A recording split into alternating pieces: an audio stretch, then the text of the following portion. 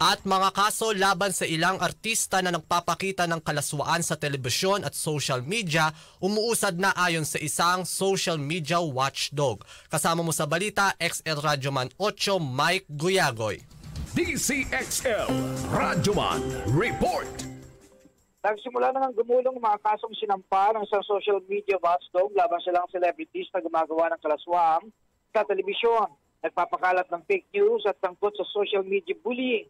Kabilang sa mga nireklamo noon ay sina Vice Ganda at Ayon Perez, ang drug artist na si Pura Luca at ang 4 na Viva Max artist na sina AJ Raval, Angelique Kang, Ayana Misola at Azi Acosta. Sa isang pulong balita sa Quezon City, sinabi ng kapisanan ng social media broadcasters ng Pilipinas sa pamamagitan ng Pangulo nito na si Atty. Leo Larte na ngayong araw ay humarap naman sa Pasay Prosecutor's Office ang controversial na celebrity vlogger na si Tony Fowler. Sa kanyang pagharap sa piskalya ay tinanggi ni Fowler na nilabag niya ang Article 201 ng Revised Penal Code in relation to the cybercrime law dahil sa kanyang malaswang music video. Iyan ni Fowler ang kanyang video sa isang forma ng artistic expression at bahagi ng kanyang karapatan sa pagpapayag.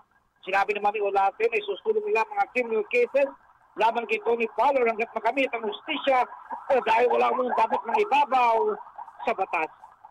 Kasama mo sa Quezon City, Radyoman 8, Mike Guyagoy, Tatak RMN, DZXL 558.